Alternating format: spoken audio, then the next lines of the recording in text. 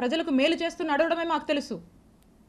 ఇలా మీలాగా cheap tricks, ఈ చీప్ పాలిటిక్స్ ఎవడనో పెట్టి ఏదేదో చేస్తామంటే నేను ఒకటే చెప్తా ఉన్నా. నాకు నవ్వొస్తుంది పుల్లారావు గారు.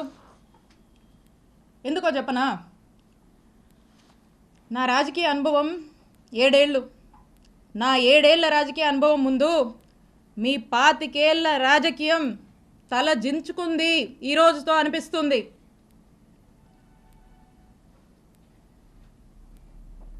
అక్రమ కేసులు కడతారా? అక్రమ కేసులు పెడతారా? భయపెట్టాలని చూస్తారా?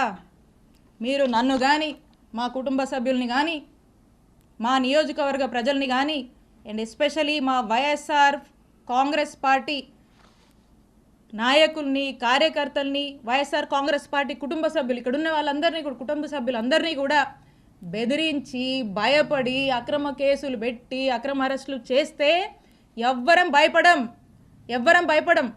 మీరు పెట్టిన ప్రతిసారి ఇంకా బలంగా ఎదుర్కొంటాం, ఇంకా బలంగా నిలబడతాం, ముందుకు వెళుతాం. మీరు అనుకుంటున్నారేమో ఇంకో 4 ఏళ్ళు కదా, అంటే వింటున్నాం లాలీలు చెప్తుంటే, ఇంకో 4 ఏళ్ళు కదా హ్యాపీగా వీలైనంత అవకాశం ఉన్నంత వరకు దోపిడీ చేసి, ఇల్లీగల్ పనులన్నీ చేసి, జోబులు నింపుకొని, ఓ బ్యాగ్ నుండి సంపాదించుకొని రిటైర్ అయిపోదాం అనుకుంటున్నట్టున్నారు. ఇప్పటి నుంచి మొదలుపెట్టినా నేను ఇంకో 30 నుంచి 40 సంవత్సరాలు రాజకీయాలు ఇక్కడే చేస్తాను.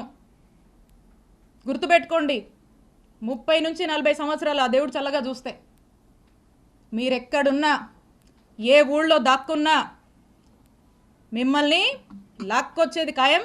వడ్డీతో సహా విత్ ఇంట్రెస్ట్ నీకు తిరిగిస్తాం.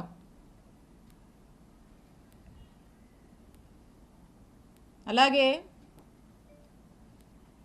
కొంతమంది ఈయనను చూసుకొని, అధికారులను చూసుకొని అర్జెంటుగా కయ్యానికి కాలు దూకుందామని చెప్పి వార్డుల్లో, గ్రామాల్లో మా వైఎస్ఆర్ కాంగ్రెస్ పార్టీకి సంబంధించినటువంటి యాక్టివిస్టులు, నాయకులు కావచ్చు, కార్యకర్తల మీద కావచ్చు, ఏదో కాలు దూకి ముందుకొచ్చి పిచ్చి పిచ్చి కట్టుకథలల్లి కేసులు పెడదాము, గొడవలు పెట్టుకుందామని ముందుకు దూకుతున్నారేమో. మీ ఎవ్వరిని మర్చిపోను. అందుకే చెప్తున్నా, ఆయనకి, మీకు, మీ ఎవ్వరిని వదిలిపెట్టం. మీ సంగతి తేల్చి రాజకీయం చేసుకుంటామని తెలియజేస్తున్నా. And officers, I have lot of respect for all of you. అధికారులందరి మీద నాకు అపారమైనటువంటి రెస్పెక్ట్ ఉంది. మీరు ప్రజలకు అవసరం వచ్చే పనులు చేయండి, ప్రజలకు 4 మంచి పనులు చేయండి, ప్రజలకు అండగా ఉండండి, ప్రజలు మిమ్మల్ని గుర్తించేలా మీ పరిపాలనని కొనసాగించండి. ఇలాంటి అక్రమాలు చేసేటువంటి వాళ్ళకి, ఇలాంటి అవినీతి పనులకు మీరు అండగా ఉండొద్దు.